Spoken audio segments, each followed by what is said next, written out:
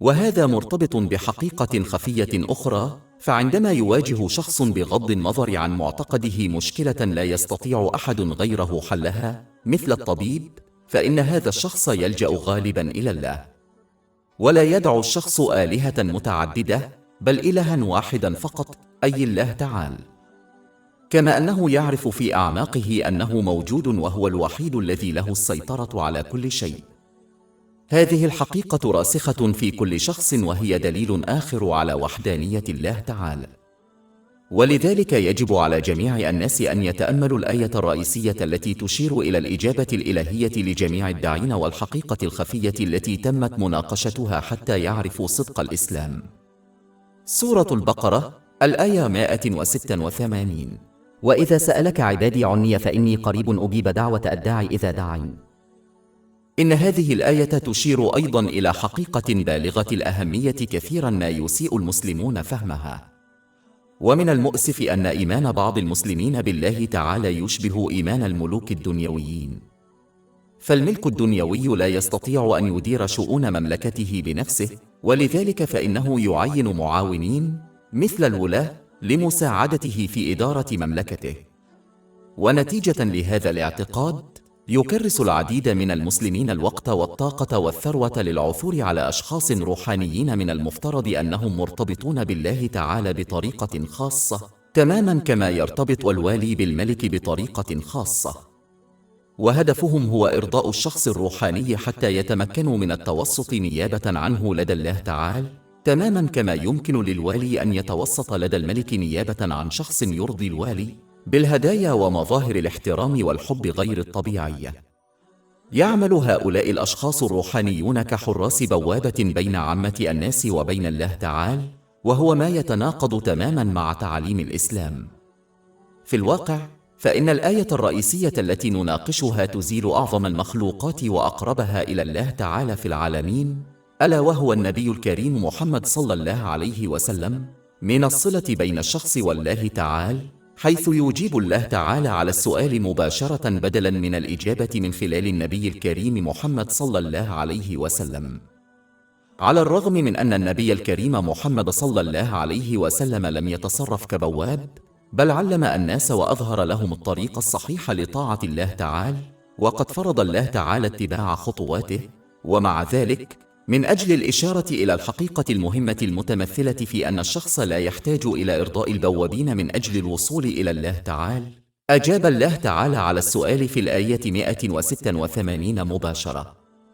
لذلك يجب على المسلم أن يتعلم المعرفة الإسلامية من معلم مؤهل، وأن يظهر لهم الاحترام الذي يستحقونه، ولكن لا ينبغي لهم أن يعتقدوا أنه يجب عليهم عبادة الأشخاص الذين يبدو أنهم روحانيون من أجل الوصول إلى الله تعالى وإرضائه.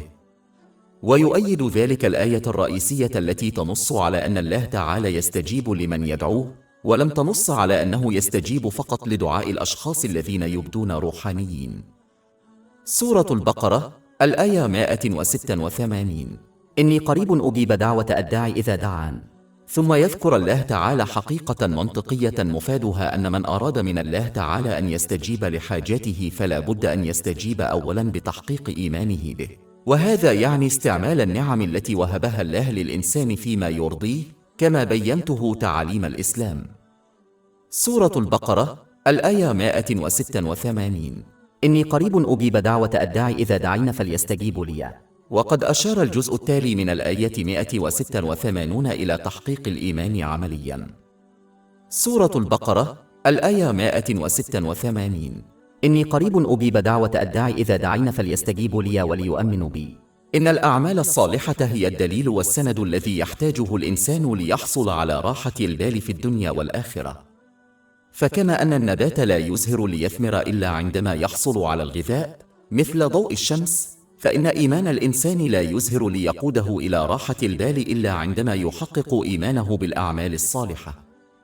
وهذا يعني استخدام النعم التي وهبها الله للإنسان في الطرق التي ترضي الله تعالى، كما هو مبين في القرآن الكريم وأحاديث النبي محمد صلى الله عليه وسلم. وقد تم الإشارة إلى هذه الحقيقة في الجزء التالي من الآية الرئيسية التي نناقشها. سورة البقرة الآية 186.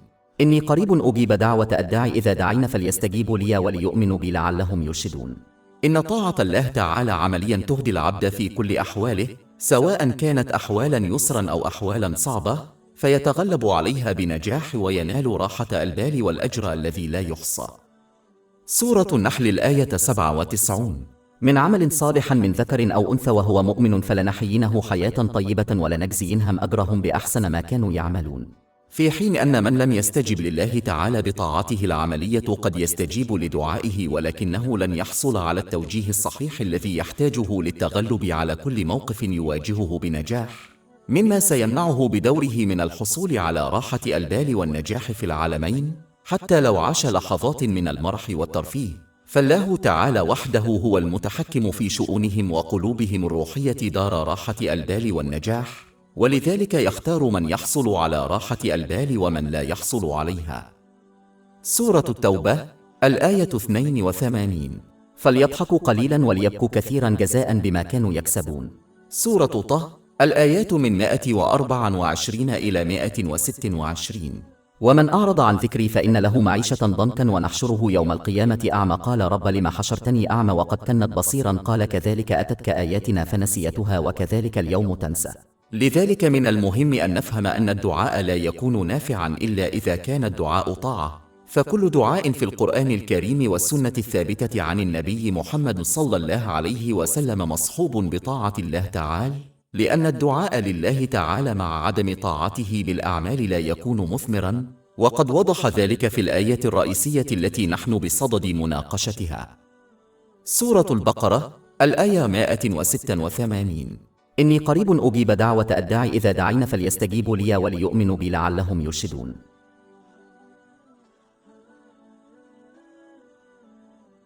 أكثر من 500 كتاب إلكتروني وكتب صوتية ورسوم بيانية وملفات بودكاست ومدونات مجانية متاحة على موقعنا الإلكتروني www.shaibud.com.